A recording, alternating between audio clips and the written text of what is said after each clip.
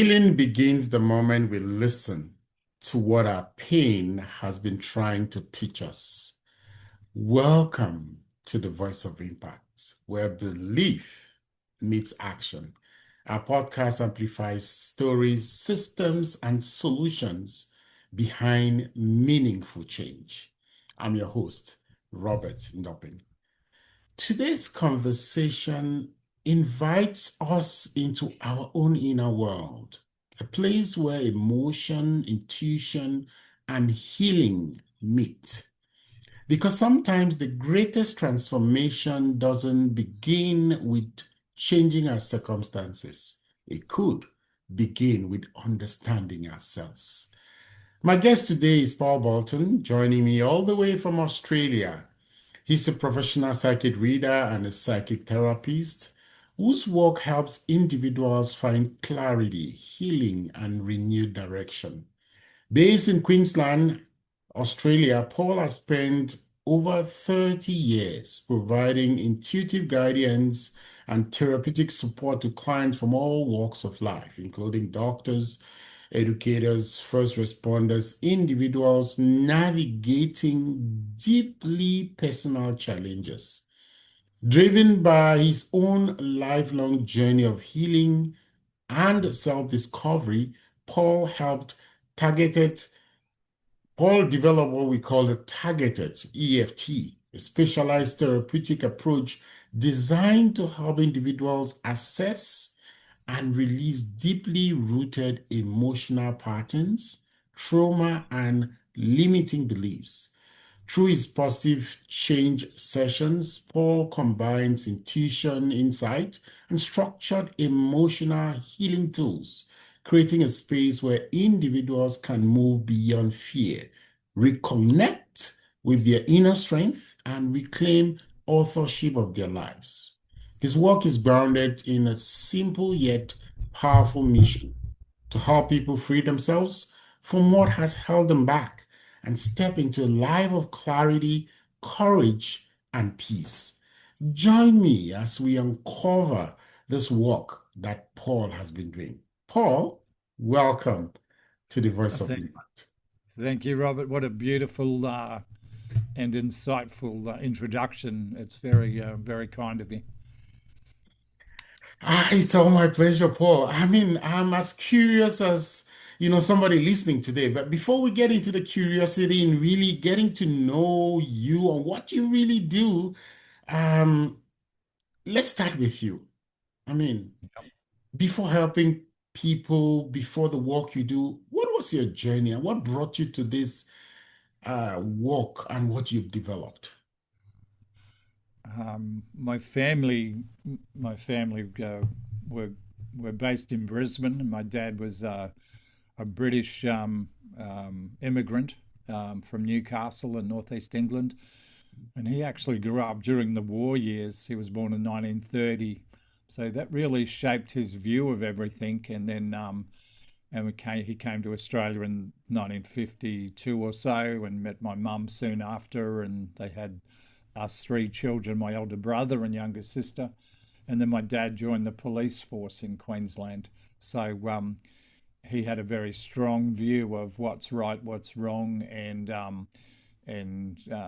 similar to police at that time, and probably even military people, it's difficult for them to leave that stuff at the workplace. So anyway, we grew up in quite a strict home, and because of his own background, which was very tense during the wartime, he was very focused on education. So my brother, he did very well for himself and became a CPA, a professional chartered accountant in Australia, and my sister was a 40-year career public servant as well. And then there's me in the middle, who didn't really fit either of those roles because what I was interested in was people and people feeling and expressing themselves honestly and truthfully.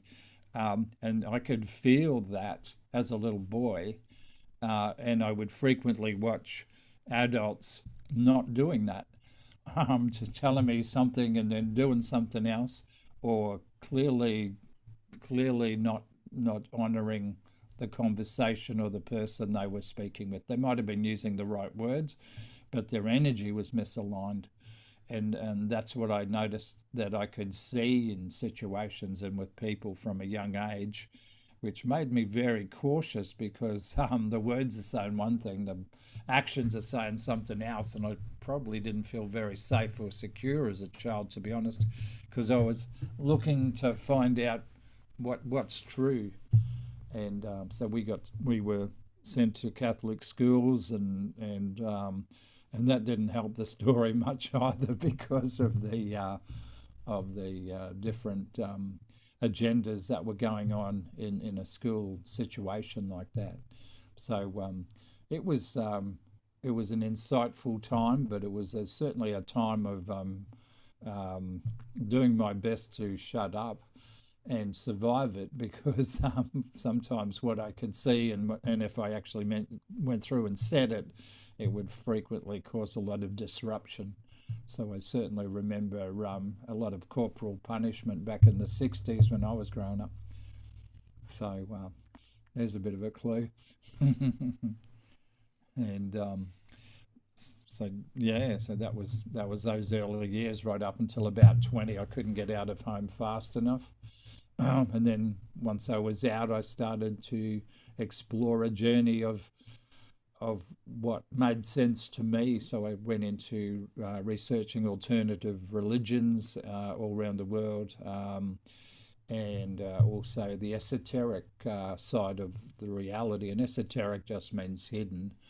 Sometimes it means secretive, but mainly because it wasn't too long ago people were getting burned in the stake for any sort of thing that looked a bit odd, or somebody claimed you were working with dark forces or whatever else. So for me, it was a case of going, well, if I have this feeling in this ability, I need to really know where the boundaries are and what my range of capability is. So I did a lot of training with various people in the 80s for that. So following on from that, one of my friends, his mum, was the only woman that I knew who actually had a decent library in 1980. There wasn't the bookshops you could walk into now, but she had all the stuff that interested me, which was books on tarot cards, the Viking runes, the story of the Hopi, the Native American tribe from the Four Corners area, stuff on Buddhism, Taoism, Zen, Zoroastrianism, all of the deep old beliefs on the planet. I explored all of those. And certainly Sufism these days, I'm a very big fan of the insights of Rumi and Ibn Arabi and many of the other great Sufi saints, they call them, and for their wisdom, for their love-based wisdom, for their honouring of the individual, and helping people find peace within themselves and do their best to live through that love of the universe, source, God, whatever you're going to call it, but having that special connection. That's all very important to me, whoever you are, wherever you are. Okay. I mean, that's a very interesting journey. Before we get into really understanding the work you do, to somebody listening today, what is psychic reading? What is or psychic therapy? How different is it from what others would call maybe witchcraft, magic, or some of those other things which people are scared of? Yeah, yeah, indeed. Look, I think historically most people's family had an auntie somewhere in the line up there that had a way of knowing uh, uh, and offering warnings for people, um, and um, and I think intuitiveness is a natural human trait, but when institutionalized religions turn up into societies and then demonize it, or claim it's all got to be linked to the devil or something similar, that can scare people away from honoring that part of themselves. I was raised a Catholic, as I mentioned, but I saw so many loopholes in that story that just didn't really work for me. And the Old Testament in the Bible, that's full of prophets talking about the coming of Jesus and this event and that event and things like that. So it's not like prophets and psychics and mystics are all finished when Jesus turned up, because you know that was it's a part of society. And I did a bit of googling before I got on this morning, Robert, and I looked at which world leaders actually have contacted and have psychics, clairvoyants, and astrologers that they have called on. And Vladimir Putin does, Ronald Reagan did, the Kennedys did, not J. Edgar Hoover, FDR, Franklin D. Roosevelt did. So many, the Marcoses in the Philippines from the 70s and the 80s, Princess Diana. So many people have this sort of spiritual belief that's outside of the normal scenario.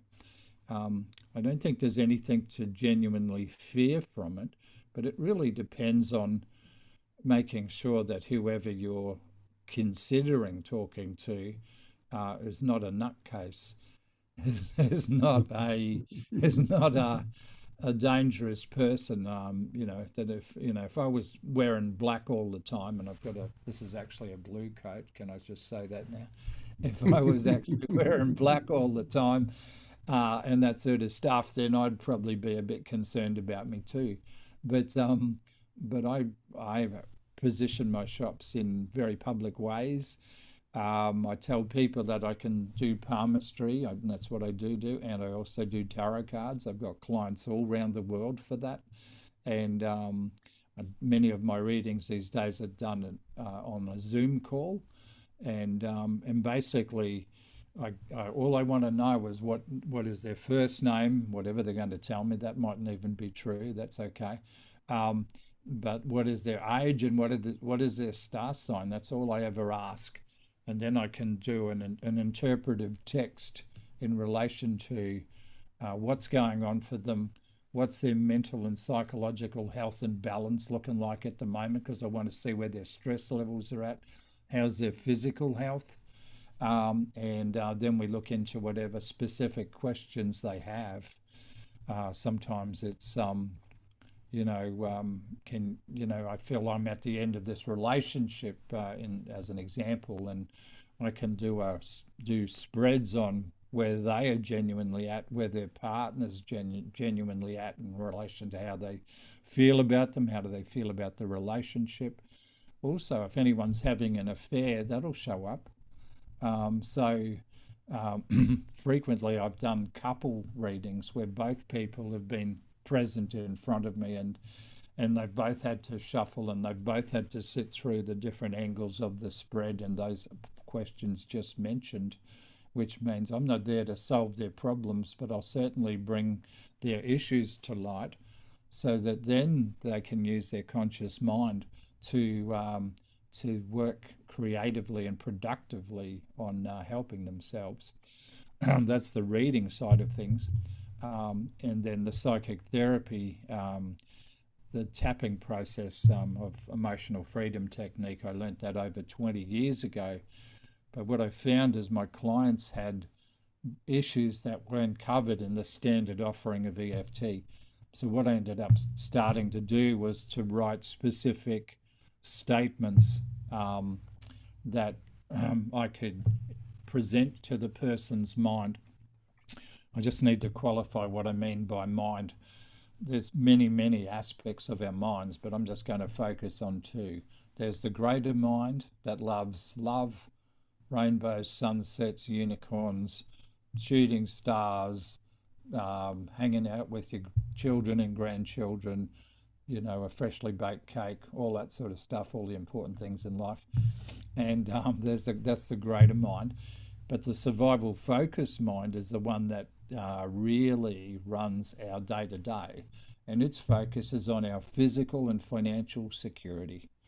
So it will be really harsh and cruel. It will be at times quite demanding and dismissive. So for people that are interested in creating a career or following a career path, it could go, what the hell are you doing this for? You didn't even pass grade 10. It could be really mean and go, no one else in your family's got a degree. What makes you think you can? And then all this sort of stuff. So what the processing does is that it's directly aimed at the negative fear-based thoughts that the mind generates. And I've got over 500 statements I've written in 20 years now. And I've worked on over 2,000 people in 20 years, 10 doctors, 30 psychologists that told me they were those professions, probably countless other ones, um, and just help them balance between the noise of their conscious focus mind and the difference between strengthening the heart. So my whole goal with everything is courage lives in your heart. So if your courage is down, your heart energy's down, the mind gets really noisy then, and it's going to be mean, harsh, cruel. It's going to tell you you're a loser. It's going to tell you you are unlovable and unworthy. It might drive you to addiction, and if it can get you there, it'll make sure it keeps you there, because a person's a lot easier to manage for this thing when they're feeling vulnerable, nervous, despairing, and just anxious. So the whole process is designed to go, listen, head, I know your intentions are good, but you're really not helping in this way. So we want you to just shut up and quieten down so that we can strengthen the heart. So when the heart's strong, that same thought could come from the mind, and the heart will go, we're not going to do that today, head. Quieten down. We're focused on this goal. Yes, we're missing our family, but I'm not going to have that completely consume my day. We're going to stay focused on the reason we're here, on the career path we're choosing, on the study I need to do, on the assignments I need to get through so that I can progress my university college course in life. And that's what we're focusing on. So when the heart's strong, the person has the capacity to do that. When their heart is weak, the survival focused mind will just make them scattered and ratty. And so that's what the psychic therapy does, the positive change session does. I go into, it takes about 2 hours, but I can pretty much reset a person's dials in their life journey in 2 hours.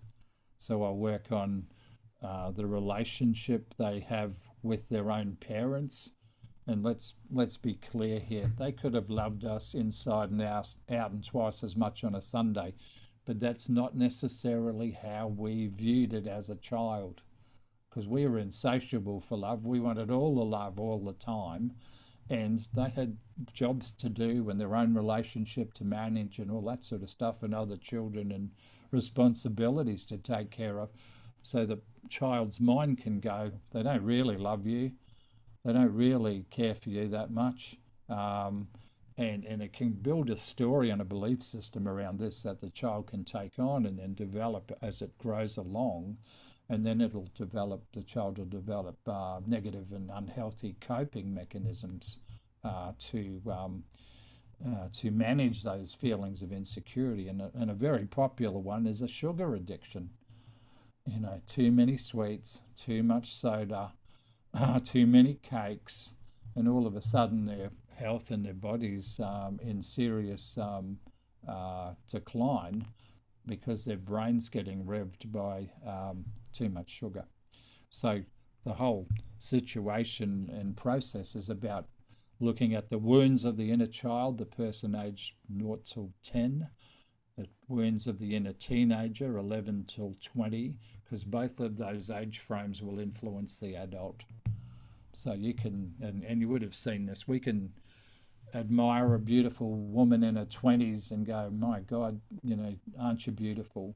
But her belief system from her childhood might be going, I'm not really that attractive, worthy, deserving, or desirable. So I don't say those things to me. I get uncomfortable when you say those things to me. So, so the process goes into those inner child wounds or inner teenager wounds, and then helps balance them back out.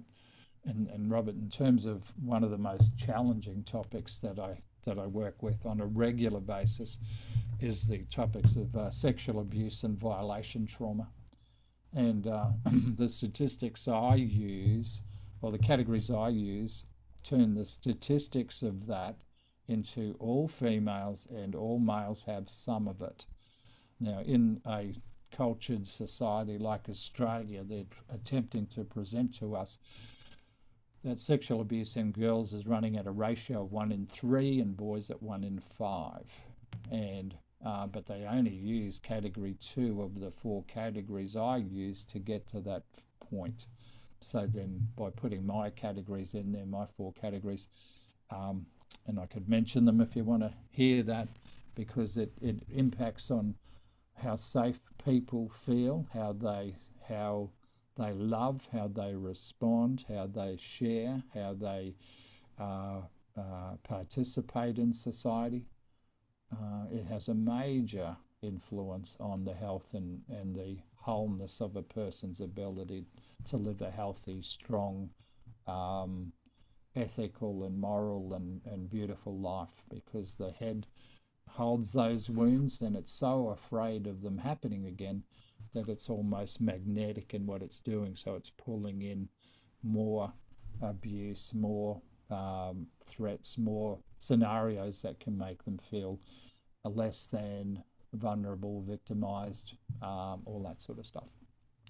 So that's part of that bigger process, because as I saw with your website, Robert, the goal is to help empower the individual and get their mind focused so that their self-created or the acquired belief systems and fears they've come with can be helped to be overcome by your coaching to allow them to achieve better. So that has a beautiful and important place in society, and I'm sure you're helping a lot of people in Canada and the world with that. So my side of things is is there uh, is there what degree of mental, psychological, and other damage have they got that's impacting on their ability to achieve? Because it can be fear of success, it can be fear of failure. It can be a fear of speaking up because in childhood they got told to shut up or and suppressed, or they got hit. Uh, and and all of us went through things like that in our own homes. Doesn't matter how wonderful the home was. There was times when children get told to be quiet because the adults are talking or they're trying to work something else out or just need a sleep or whatever. But so there's a whole lot of things that the processing I do works at going to files that are creating issues and then just taking them from this big to manageable. So when the heart's strong, the next time that file comes up and it's manageable, the heart's going to go, we're not buying that one today, head. Sorry, get out of the road. We've got our direction, we've got our courage, we've got our focus. That's what we're aiming for today. We've got goals to achieve, we've got assignments to get in, and that's what it focuses on. So that's, Yeah, I mean, there are just so many things you've spoken there that, yeah, I mean, I'm learning something there. One of the things I know you've worked with people quite a lot is navigating fear, trauma, yeah. emotional pain, from what you mentioned. From your perspective, why do so many people remain like emotionally stuck, even when they want to move forward? It's the children. See, this is where logic doesn't sway people, as you'll find, because clearly I've seen your master's degrees, Robert. You've got the ability to clarify very and identify things to a perfect degree. But the problem for us as children is our learning isn't all verbal. Our learning is experiential. So we if we've been hammered by our parents or screamed at or told to go to your room or Yeah, my this is an extreme version, but if anything broke within 5 miles of my place where I grew up from, my dad, the policeman, would go, you know, it was you, wasn't it? And then I'd get a whack. And then he'd go, and if it wasn't you, just put that in the bank for later. And so then we all grow, well, not all of us, obviously, but whatever we see our parents do is, and what they present to us as normal behavior, to the child, it's completely normal behavior. So our parents never had any chance of doing any processing because it wasn't around in their time frame. So I consider most people scared 8-year-olds in adult bodies. So the person you're actually trying to connect with is only as healthy and as strong and as balanced and as functional as the home they were raised in as a little child between 0 and 10. And they don't have to have been whacked all the time, but they could have watched it, or they could have heard it from the neighbours, or they could have had their school friends tell them what they just went through. And children will acquire fears and belief systems.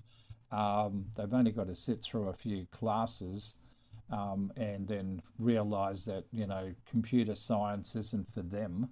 To reevaluate the meaning of their life, and go, I must be really dumb. Everybody else seems to be able to get this, and so there's so many unspoken cues that can directly impact, and the conscious mind, the survival focused mind, goes, I will take on any file I can find if I can use that to suppress or manipulate you if I'm nervous about where you're planning to go. So you could go, just imagine, Robert, this probably already happened to you. You got a chance to go to a big conference in New York. You're getting excited about your presentation. You put all of your paperwork together. You got your suits pressed and everything. But there's a part of you who grew up in Cameroon that thought, what am I doing in New York? What am I? What? Who are? Who am I to be going to this conference? And so the inner child insecurities can come up, and sometimes if they get a foothold, then the mind can start taking a person apart, and they might get stage fright. They mightn't be able to speak, um, and um, and things like that. So that's how I consider why people won't respond to straight logic. So the processing I do is all about going, well, if out of 100%, if the noise of your wounded inner child is creating 37% of the noise in your head, and your wounded teenagers are producing, another 27% of noise in your head, and then there's the adult achievements in life and relationships and everything else. You've got 64% of your life there not in your direct control, because it's all related to the past and the past wounds. And so that's why I do the psychic therapy. So I usually say to my clients, Robert, which is always a bit of fun, tell me what level stress you reckon your mind's running you with at the moment and lately. And most people will go somewhere between 94 and 97% in terms of stress, anxiety, pressure, all that sort of stuff. And I'll go, okay, let's write that down. And I'm going to show you, by the time we finish in 2 hours, I can get that figure into the 20s. Well, would that be okay?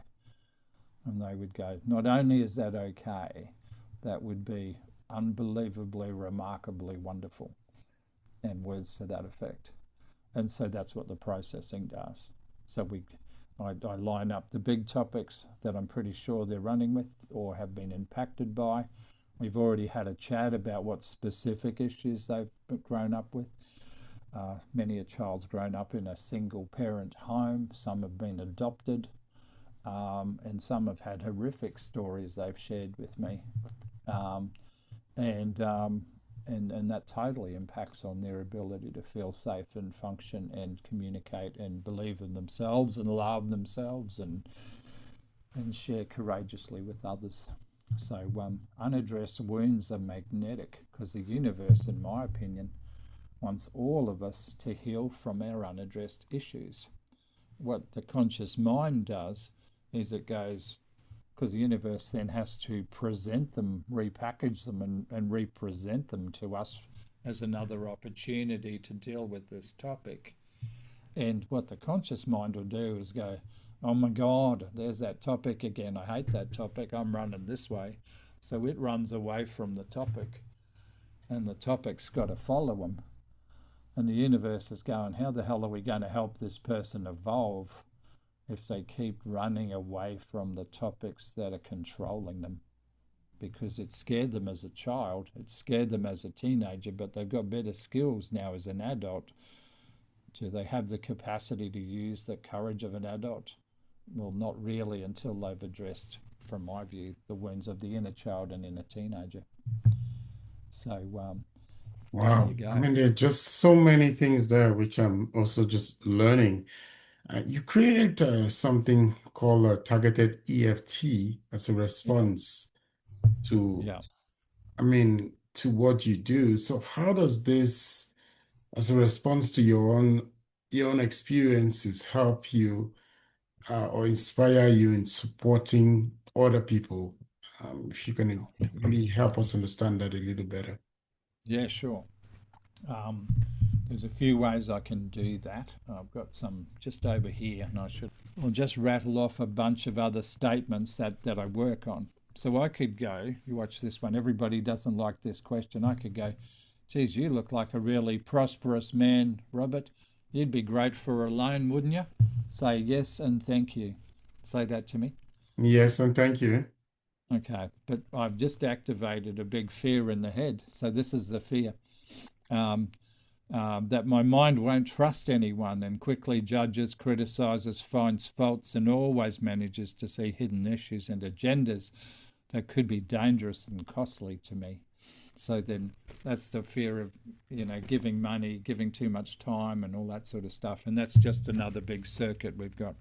So then I could say to you, and you'd be saying this to your people you coach on a daily basis, could you tell me where you're heading, please? What's your goal? And this is the circuit that will be running most of them. It says, I feel powerless, insecure, uncertain, cautious, scared, helpless, lost, and directionless. The head loves this one because if it can keep a person lost and spinning and directionless, it's really hard for anybody else to steer them into a direction and a career path. And so every one of these topics goes from that big to manageable. So the next time the head's going to pull that one on them after they've been tapped through, the head will go, well, I'm going to remind you you're lost and directionless. And the heart will go, oh, not you again. We're not buying that today. We've got an assignment to get in. Go away. And then they just focus and get the assignment done. And then so we're overriding the mind's ability to continue to deplete and scare a person's away from being their best version of themselves.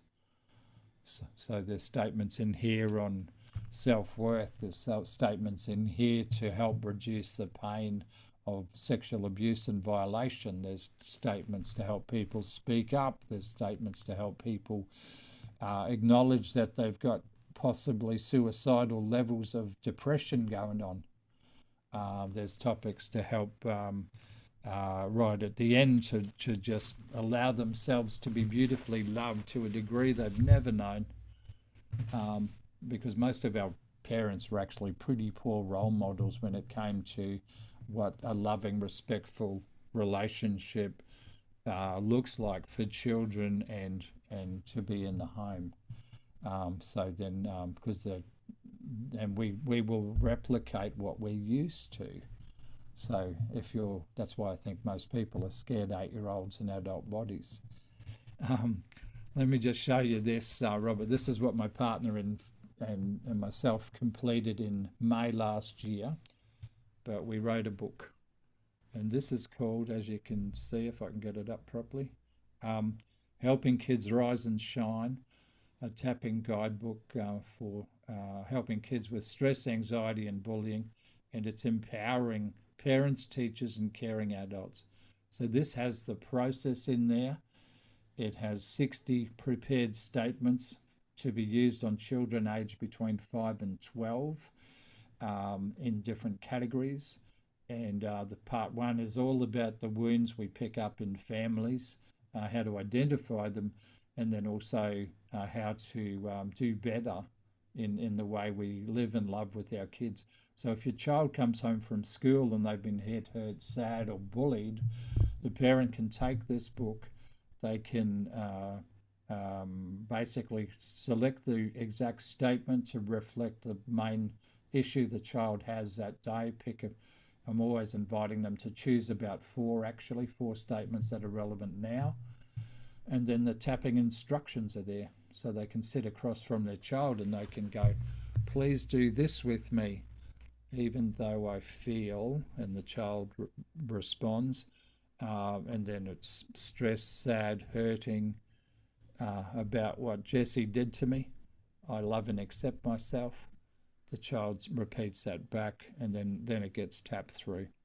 So the topic then becomes way more reduced, and the goal of this is most people can't afford child psychologists or therapy or any of that stuff. When I was growing up, you were lucky to get a glass of milk and a ginger nut biscuit. If you got bullied at school, you normally got told to just bloody deal with it or hit them back. Back in the 60s and the 70s, that was still normal behaviour, and not necessarily socially acceptable behaviour, but normal behaviour. So what our goal with this book is to help 1 million children by 2030 around the world. And so I'll put in a link for this book. There's training on how to do this. Everything a person needs to know is in that book. And So, that's so Paul, I mean, I want to understand about the tapping. How does the tapping relate to the therapy? Because you had specific areas where somebody needed to tap. What's the relation? so the tapping points are acupressure points from the Chinese meridians. This was the emotional freedom technique process was put together in the maybe in the 70s and the 80s by people like Callahan and Gary Craig, and the first people they used this was Gulf War veterans out of 2001 when they came back with battle fatigue and battle flashbacks. So they could take guys who hadn't been able to sleep and then take them through the tapping process they were using, which isn't targeted EFT. That's my creation of 20 years. But their process still enabled the mind. It's called a pattern interrupter. So it takes a concept that the mind's struggling with, confuses the mind with a bit of left brain, right brain, counting, humming, breathing, follow this, follow that, eye rotation. The mind essentially goes, damn, I can't possibly keep up with them doing all of that stuff and keep this crappy topic that's causing me grief in my head. So it does the easiest thing possible and dumps the file. And then the words I still deeply love and accept myself then get inserted into the vacancy. And so the process, every one of those statements ends with I still deeply love and accept myself. And some of the topics are hideously challenging. I'll just give you one extreme answer that may help you. One of the ladies I worked on 20 years ago in one of my shops, she was Polish, and she said to me, I said, let's talk about some of your wound. I can see from your palm that it's showing up as a lot of abuse and potential violation trauma showing up on your palm here. And I'm an empath, so I feel what people are carrying. And she said, yes, she said, that was truth. She said, my father stopped sexually abusing me at the age of 3. And I said, I'm sorry, could you just repeat what you said? Because I thought you just told me that your father stopped sexually abusing you at the age of 3. And she said, yes, that's right. And I said, well, what happened to you at the age of 3? And she said, my sister was born. And the ancestral violation trauma continued down that family line. My shop was 30 miles away from busy towns, and one day I had a lady turn up, and she said, I want to introduce myself properly. I'm such and such a psychologist, and I'm based in the big town down there. She said, I've come here today to experience what you do, because my clients are telling me that you're helping them with their issues, especially their sexual abuse trauma. And she said, I want to see what you do. I'm really curious. And I had a look at her palm, and I had a look here, there, and I said to her, this is a lady in her mid-50s, and I said to that, oh, look at that. I said, you've got sexual abuse trauma in childhood showing up there. And this lady, a prominent psychologist, said to me, nobody's ever known that. And I said, but it's true though, isn't it? And she went, yeah, but no one's ever known that. And I said, well, we can work on that this morning. And she said, yes, please, let's go. And so we did the 2-hour process, and then got that through, because part of what the head does is it tries to present us as normal looking as possible, socially functioning, attractive, dynamic, earning $1, that sort of stuff. But what it's really afraid of is any of the big wounds, hurts, traumas, fears, violations, and abuse that we've suffered and encountered along the way. It tries to mask that from society, but it can only go to a certain extent, because there's our feeling emanations. Most of the visual spectrum is about that much out of that much, and there's feeling spectrums, and there's an emphasis and a need on people to evolve themselves. That's why their subconscious will come through, and their greater mind will come through with, wouldn't it be good if you could get past these topics? Then you could love, then you could really love. Robert, one thing's for sure, and most of my clients are women, 98% probably, but in reality, I can say to most of them, from what I'm looking at here, you've never really been properly loved. And they will go, I know that. I've lived that. I've been married for 20 years, but I know I've not been properly loved. Now, that's not a blame on the partner. It's an indication that in society, true effective emotional balancing and mental emotional balancing is not really that widespread and known.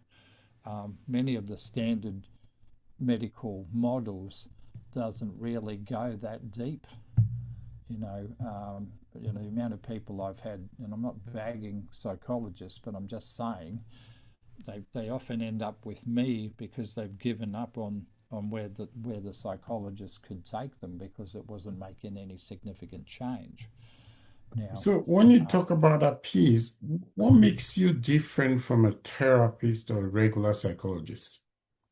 I don't have any degree. I don't have any official training.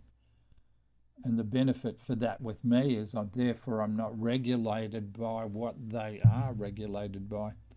There's certain things they can't do or say because their board overrides everything and restricts them, and their government endorse people.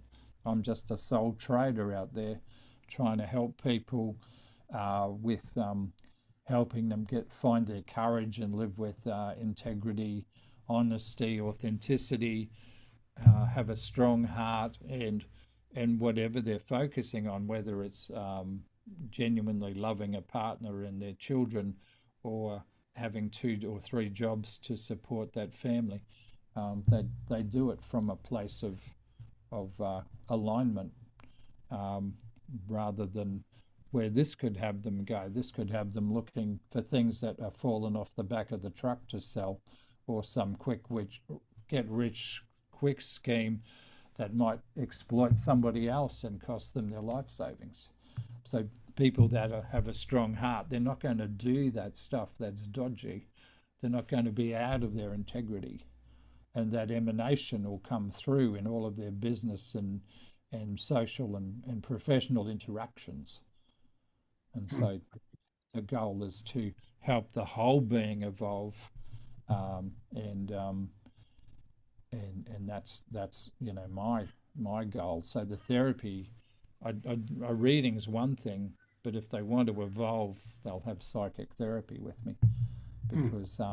because that changes. That's like a spring clean in the mind, a big computer upgrade in the head, because most of us are running programs, fear-based programs from the 60s, 70s, 80s, 90s, whatever, that aren't helping the immediate story. And Yeah. so, and it helps them once the heart's strong too. Love's magnetic. So if their heart's strong and they're in their integrity, they're going to produce an emanation, a frequency resonance that people that are also on that resonant level will respond to. And one of the aspects, and certainly one of the aspirations I feel with CLA as an organisation, is that is wanting to Yeah. help respond at a high level. Yeah, I mean, you've made mention of a couple of things, and honestly, I'm learning just like I know some listeners are listening and also learning. You talked a lot about the heart, the mind. You talk a lot about the human anatomy and link that to a lot of our feelings, how we feel, past traumas, linked to so many things. And my curiosity is, do you believe in a supreme being, an origin of mankind of any sort? Do you believe in God in simple terms? Um, Without a doubt, without a doubt, but not any of the standard Christian or Aram, Abrahamic versions. So none of the nothing traditional, because all of those are only 2,000 years old max. They're only like a couple of thousand years old. Before that, there was indigenous cultures. Many of them had direct contact, like the Dogon people in Mali, in their up in Western Sahara. They have in their cave interactions and star maps about how the beings from the planet Sirius visited them, and they show their star map where Sirius A and Sirius B move on their celestial cycle, and that has to be watched every night for 52 years to be able to see that, and it's not even seeable with the naked eye, but it's printed on the top of their sacred caves. So I believe that there's uh, the bottom line for me is I don't think any of us are really from here. I think we come here. And the reason we come here is to test our ability to love ourselves courageously under all conditions in an earthly form.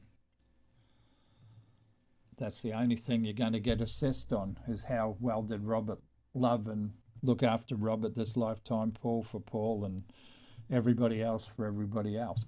So then our contract to do that is with the creative force. I always call it the universe. It's a bit nice universal term. That's why I'll use it, because that's what it is.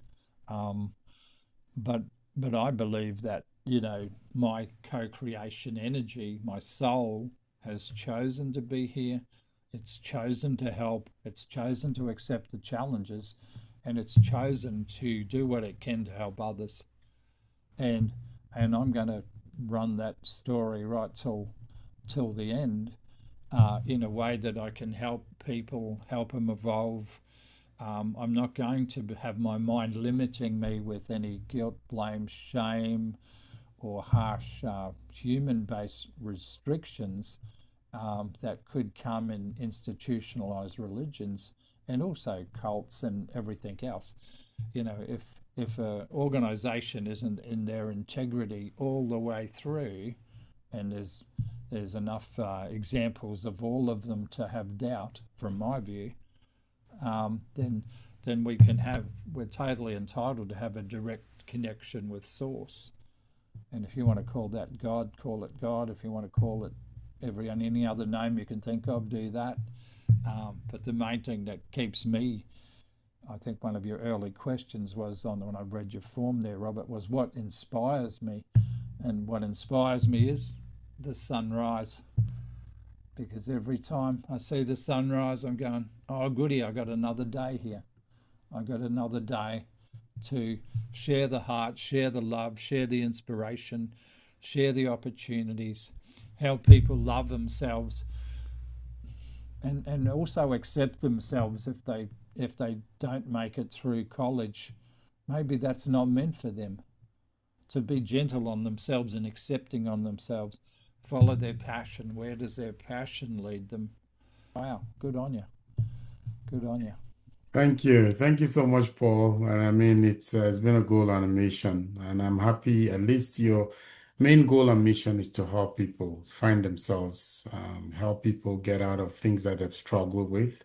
And Yeah. like you said, I mean, people could call it a different name. Some people call it God, but at least you still link yourself to something that's supernatural.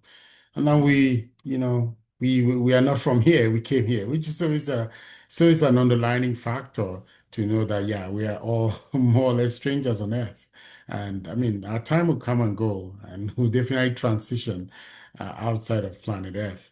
And just talking Yeah. about goals and talking about some words that are more or less key and important to us in the Voice of Impact, we have six words on what we call are Yes. themes of the Voice of Impact. And I will read them out just so Yeah. that you can choose two, just two, and briefly just speak to those two, one for you and then one for somebody else. So it's make a difference, rebuild, overcome, stronger, peace, and patience. Make a difference, rebuild, overcome, stronger, peace, and patience. So you can choose two. Two. Um, the one for me would be patience. Patience. Be this part of me not really good at being patient. That part of me not good at following through details. It's passionate, it's intense, it wants everything yesterday. My partner will verify that for you.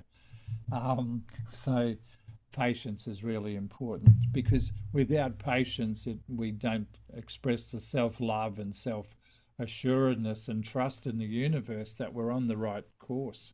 Our impatience can take us off on any one of a whole bunch of tangents, and then the universe has got to go, geez, you're a thickhead. Now we have to realign everything so you can have another go staying on that course. So patience. We have a statement here, Robert.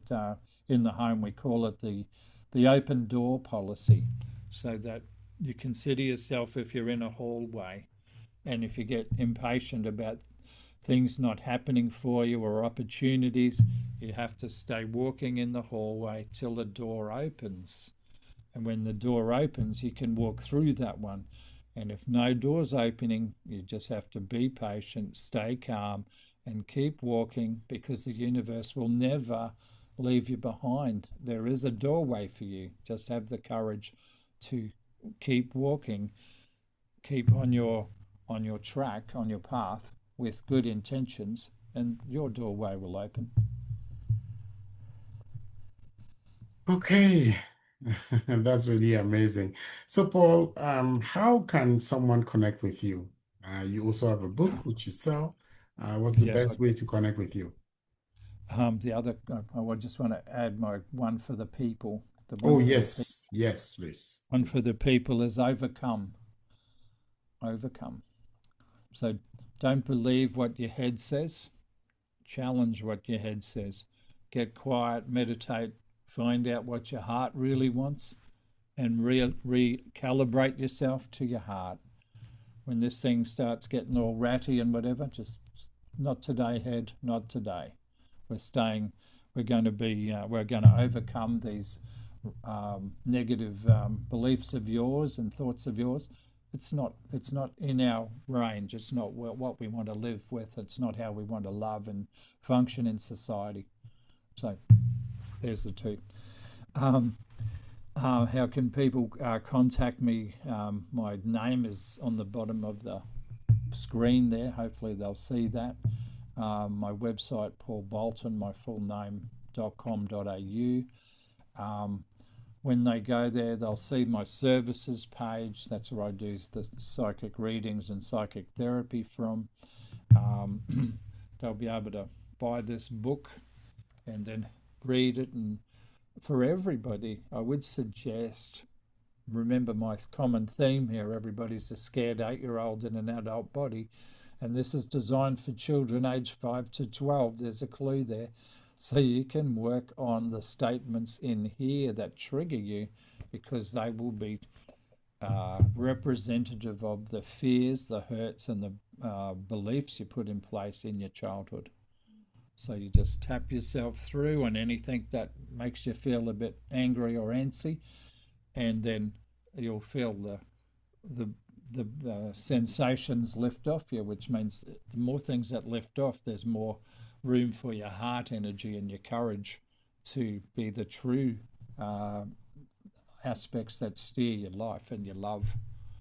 And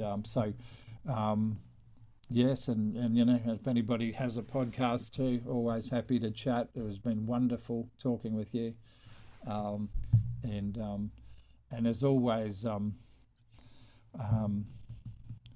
we can make a free offer for your listeners, and I think we already have it in place. Is it, Helene? Is it I Love Me? So, so we have a promo code on the website at the moment that people can download an ebook that we wrote a year or two back, and it's about detachment. Detachment is a process that you can use and insert the name of anybody in your world you've got an issue with, and there's a big list of possible uh, categories you could be finding those names in. But I would always suggest you put in your current. I always start with my mind, because without a doubt that's my biggest problem. The bit between my ears. The rest of me is pretty damned fine. So I put in my mind, but then I'll go my partner's name, even though I love her, but I'm still, you know, my unaddressed issues from my childhood are frequently up against her unaddressed issues from her childhood, and we only live in a small cabin. So that can be a problem when both 8-year-olds start to dig in and start complaining. So, but what the statement does is it says, I fully and freely forgive and release my mind, Elaine, mum, dad, family, whoever else you put in there, people you've worked for, people that stole money from you, people that sacked you, you put in their names or the company names. And once you've got that list in there and you have it written down so you know what is in the list, I fully and freely forgive and release my mind, Elaine, whoever else, mum, dad, family, and let them go to their own and best happiness. And all those people fully and freely forgives and releases me and lets me go to my own and best happiness. So you repeat that 10 or 20 times a day, and it takes the stress of your head again like that down to manageable, and it disconnects the cords that go from your belly region that to that person, whether they're alive or dead. So Wow. you Wow. basically you're cutting off ancestral wounds or relationship wounds or abuse and trauma wounds. You're cutting them off so that you don't leak any more energy to that story. and it helps you seal up and become more courageous and present for yourself. So the promo code is I love me. So I love me. yeah, simple at a So yeah, time. somebody listening must have gotten that. I love me, and then you can put that on Paul's website. Yep. You'll be able to get that resource that he talked about for free. Yeah, Paul yeah. also yeah, Paul, you were saying something? It's called, the book's called Do Detachment Daily. Okay, That's the name of the publication. Yeah. okay, sounds good. So, Paul, thank you for reminding us that healing is not just about becoming someone new, it's about returning to who we have always been beneath the pain. Yes. Uh, Yes. our conversation today reminds us that impact is not always, from outside. Sometimes the greatest impact happens quietly within the heart and mind. Yes. And to the person listening right now, your healing matters, your peace matters, your story is still unfolding. Um, the Yeah. moment you free your mind, you're free even for your future. Paul really alludes a lot about the mind. So just a lot of things that are stuck there.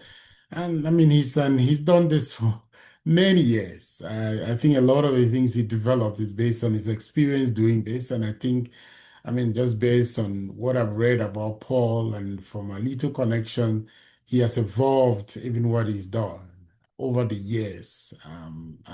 Yeah, he really got the skill in what he does. And we are humbled to have him here today to talk to us about a topic which I honestly had little knowledge of. I've read about it, but really, Paul has gone deep into really explaining what he does and how he does that. And I'm hoping somebody listening might understand it better and take advantage of the free resource just to be able to understand and learn more about it.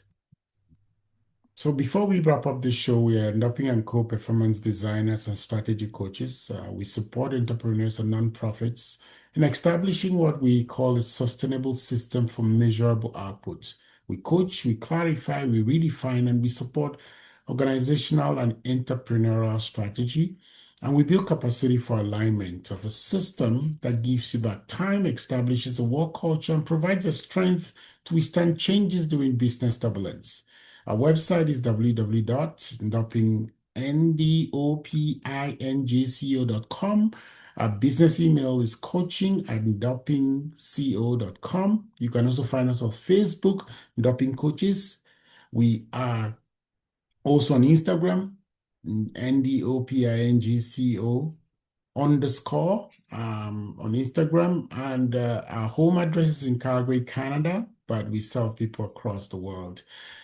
We've been privileged to have Paul today really talk to us about his practice and everything he does. This has been the Voice of Impact. Until next time, keep reaching out, keep listening, keep using your voice. And Paul, thank you so much for taking the time to talk with us. My pleasure, everyone. All the It's best. very simple. Empower as many people as possible. Empower as many leaders as possible. Touch as many, professionals as I can. Be able to make a difference.